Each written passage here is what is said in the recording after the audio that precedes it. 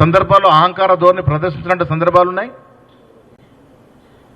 ఇలా కవిత నిన్న మొన్న స్టేట్మెంట్ చూశాను, నేను రౌడీని, నేను మయ్యలాగా ఇది రౌడీ కాకుండా లిక్కర్ రాజ్యం ఎట్లా చేస్తామా? రౌడీవే నువ్వు. కవిత రౌడీ కాదు, ఎవరంటున్నారు? ఈ రాష్ట్ర మహిళలందరికీ తెలుసు, కవిత అనేటువంటి మహిళ ఘరానా రౌడీ. రౌడీ కాబట్టి ఇక్కడ కాదు అక్కడ ఢిల్లీలో పోయి లిక్కర్ వ్యాపారం చేయగలిగినావు. మీ పార్టీలో రౌడీలకి ఏం తక్కువ లేదు. 60-70% మంది రౌడీలు రాజ్యమేళ్ళారు కాబట్టి ప్రభుత్వ భూములు అప్పనంగా కాజేయబడ్డాయి.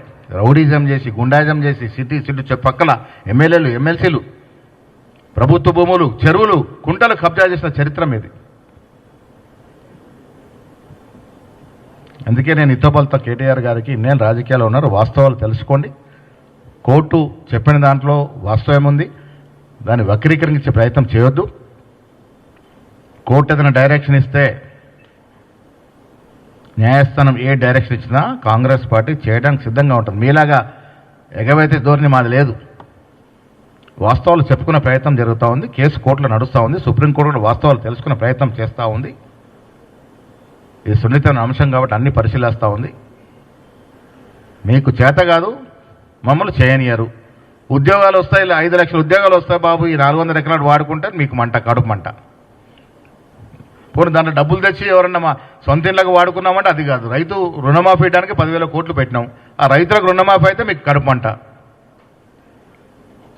అన్నిటికీ మించి నాకు కేటీఆర్ గారు, హరీష్ రావు ఒక జవాబు చెప్పాలి నాకు మీ ద్వారా. మళ్ళీ అడుగుతా ఉన్నాను, 400 ఎకరాల మీద చర్చ పెట్టుకుందాము. మీరు 10 ఏళ్లలో రాష్ట్రం మొత్తం మీద లక్షల ఎకరాలు తరలిపోయినాయి. కేవలం హైదరాబాద్ చుట్టుచర రంగారెడ్డి జిల్లా ప్రాంతంలో ఎన్ని వేల ఎకరాలు మీరు అమ్మినారు? ఆ లెక్కలు తీసుకుందాం నాయన, రండి. మీరు ఎక్కడికి రమ్మంటే అక్కడికి వస్తాము. ఏ వేదికమైనా సిద్ధము. మీరు 10,000 ఎకరాలకి పైగా ఏ కంపెనీలకి ఏ ధరకి ఇచ్చినారు, ఎంత అగ్గసొక్కకు అమ్మినారు, ప్రభుత్వ ఖజానాకి ఎంత నష్టం జరిగింది, ఇవన్నీ కూడా లెక్కలేసుకుందాము. దమ్ము ధైర్యం ఉంటే చర్చకు రండి. పత్రికా విలేకరుల సమక్షంలోనే మనం చర్చ పెట్టుకుందాం.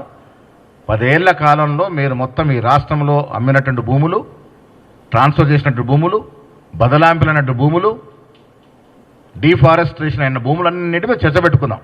ప్రజలు కూడా తెలవాలి, తెలంగాణ ప్రజలకు తెలవాలి. గత 10 ఏళ్ల కాలంలో మీరు చేసిన నిర్వాహకం నుంచి మరొకసారి నెమరేసుకోవాల్సిన అవసరం ఉంది కాబట్టి చర్చకు సిద్ధమన్నమాట చెప్తా ఉన్నాం.